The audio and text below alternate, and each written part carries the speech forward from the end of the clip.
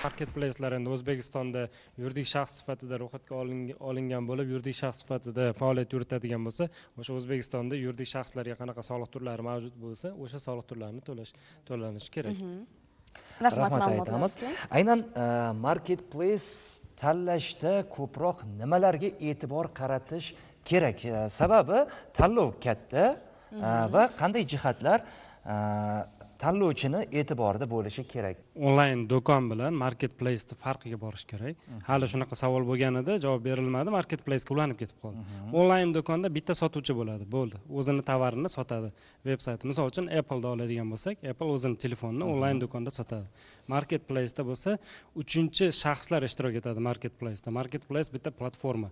U yerga sotuvchi o'zini mahsulotini qo'yadi, xaridor kelib har xil sotuvchilardan narxlarni ko'rib, o'sha bo'yicha o'ziga ma'qul kelgan narxda, o'ziga ma'qul kelgan sifatda rangda oladi. Marketplace umumiy olib qaraladigan bo'lsa, xuddi o'zimizning bozor, dehqon bozoridagi bozor, yo'qsa buyum bozoridagi bozor, shuni onlayn ko'rinishi. U yerdan bir necha xaridor, sotuvchilar bor, bitta mahsulot sotadigan yoki bir xil mahsulotni xaridorlar ham bor, o'sha mahsulotga xaridor bo'layotgan narsalar bo'yicha olib qarang.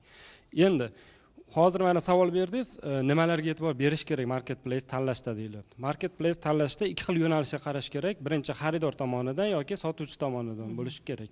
Sotuvchi asosan qaraydi marketplace qaysiki, biz marketplace'larni bilamiz, agregatorlar, ular sotuvchilardan o'sha tovarlarni ularni onlayn do'koniga qo'yib sotganligi uchun qo'shimcha haq olishadi. O'sha premium xizmatlarni tashkil qilishda yoki logistikasi yoki to'lovlarini bo'yniga olgandan keyin qo'shimcha haq talab qiladi. U yerda kamroq haq talab qiladigan, kamroq uslubga xizmat, qo'shimcha xizmatlar uchun to'lanadigan to'lovlarni kamroq taklif etadigan marketplace tanlashi bu sotuvchilar uchun.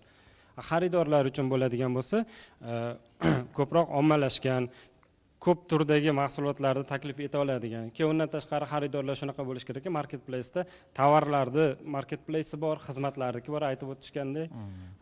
O'shanga qarab, xaridorga nima kerakligiga qarab marketplace tanlagani ma'qulroq.